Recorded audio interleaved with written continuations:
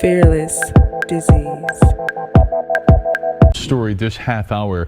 The investigators say that the suspect, who's accused of opening fire on 2 National Guard soldiers, lived in Washington state. Mark Meredith tells us he's also now facing a first-degree murder charge.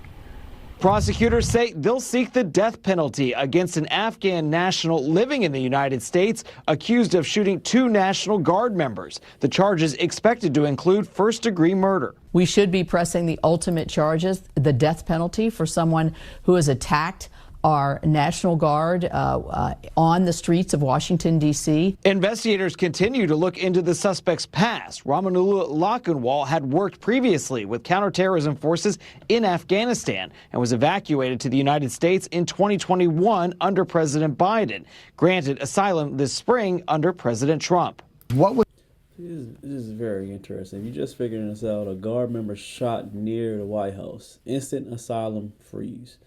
Yet he just pardoned a cartel-linked in Honduran ex-president. We really had to explain this one because this is going to be very controversial. You already know half America doesn't like Trump already, and he's already just pardoned a cartel. Let's continue. Let's hear it. What was the motive for somebody who supported the U.S.'s efforts in Afghanistan for so long to drive across country and clearly conduct a targeted attack against 2 National Guardsmen? Investigators say they continue to look for any potential link to global terrorism. Did he have contact with other people in the United States or in Afghanistan that might have led him or assisted him in carrying out this terrible attack? In June, a Justice Department audit showed Afghan evacuees were thoroughly vetted under procedures still in use today. Questions now center on the process for allowing refugees into the U.S. When we talked about vetting, it's not a one-and-done situation. This is something that has to go on and on. Several different government agencies are responsible for coordinating the vetting process for refugees, which includes a series of screenings, biometric and background checks, as well as interviews. In Washington, Mark Meredith, Fox 9. And this is just in because within the past hour, the Trump administration says it is now stopping all asylum decisions in the wake of that shooting in D.C. Now, the director of citizenship and immigration status, Joseph Edlow is his name. He made the announcement on social media just a few moments ago, and he said decisions will be paused until they can ensure every person is vetted and See, this is what some people would think that this is some kind of selective toughness. They're more brutal on immigrants, and they kind of like gave a handshake to narco royalty. See, this has a lot to do with politic games. If it's beneficial to sometimes to America, then we'll pardon certain people. But if you're just a regular, Joe Schmo on the street, you're coming over the United States line, sometimes it's a little bit rough for you because maybe you don't have a lot to offer to the government. See, we're back and forth on this channel. Like, we don't usually take sides, but we try to see the positive side of things and the negative side. But in this instance, a lot of people are on the opposite side of what Trump is doing right now because he sees that everybody saw that he gave that pardon to they would say the cartel of the Honduran country, but now that he's saying 2 shootings that happened over here on U.S. soil, we have to pat down every single person that came from over there, especially Honduran immigrants. It's not a good look at all. So we'll continue to see what he got to say. And screened to the maximum degree possible. Now, the Trump administration will reevaluate the status of immigrants in the coming weeks. Very interesting. Let's go to some of these comments and see what people have to say about this. It's not going to be pretty from what I consume.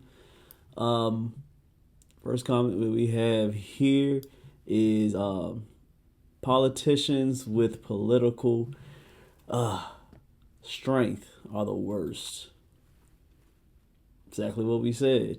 I kind of knew that this was going to happen. When you pardon certain people just because they have strength, and you pat down everybody else that just seems like regular people that are immigrants, you're going to get that kind of response from the people. It's gonna seem like you have a lot of favoritism. and that's not a good look for the normal American.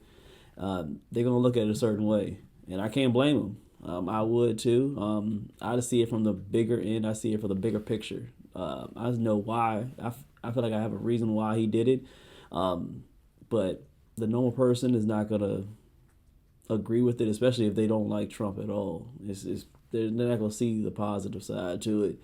The death penalty made an example to no one, and will drop and kill a National Guard. I mean, yeah, that was a horrible thing for that person to do. We don't know his intentions. Nobody will ever know his intentions why he killed the National Guard, two of them. We'll never know. Only he knows. But they're gonna give speculation that he did it because he just didn't like America. Something happened where he came over here and he already has a disdain for America. So you come over here and you look at other Americans that probably didn't have nothing to do with it, and he decided to take their lives. So now he's just creating more warfare, more hate towards the United States. The United States is going to continue, not everybody, but some people are going to hate other countries and immigrants that come over here. They already have a lot of ICE that's taking down a lot of immigrants that come over here illegally. So it's just going to create more hate. That's not what we want for America at all, but TV runs a lot. Let's see another comment. See what's going on here. Go Trump, arrest immigrants too. See, it's going to create a lot of division, just like I said. It's going to create a lot. Some people are going to love what he's doing, and they're going to try to get rid of every single immigrant. It's not going to end well, from my perspective. It's not going to end well. We need asylum from the asylum. Kind of right. Yeah, kind of right. So can't disagree there. Let's get to a few more of these. There are at least 50 million people here that shouldn't be, creating a lot of hate. Some people have mixed reviews on how they feel about immigrants coming over. I believe a lot of people should be welcome to come over to this United States. I think it's processes that needs to be done. But when you scramble up the lines and just allow some people in, a whole bunch of people, and then the people that come in here correctly and do the correct paperwork and do what they have to do, it makes it look bad. I believe everybody should be welcome, like I said, but I think it's always processes to get in to another country. Just like if I go over to another country and I just walk in, their processes are a lot stricter than what United States is. I can go to jail over there if I just jump in and go to Britain or go to Africa and just stay there and just do whatever I want to do, and then be able to get accepted when it comes to food stamp and free money and don't have to pay certain taxes. We don't got to go down the long line, but you guys understand. I would have gotten in trouble. I would have gotten in jail. So I can understand why some Americans don't like the process on how they're getting immigrants into the United States. But in the comments, let me know what you guys think. Let me know if this one is a good one. Let me know what you guys think that Trump is allowing certain things to happen in America for some, but not for all. Appreciate you guys rocking with me. See you guys tomorrow.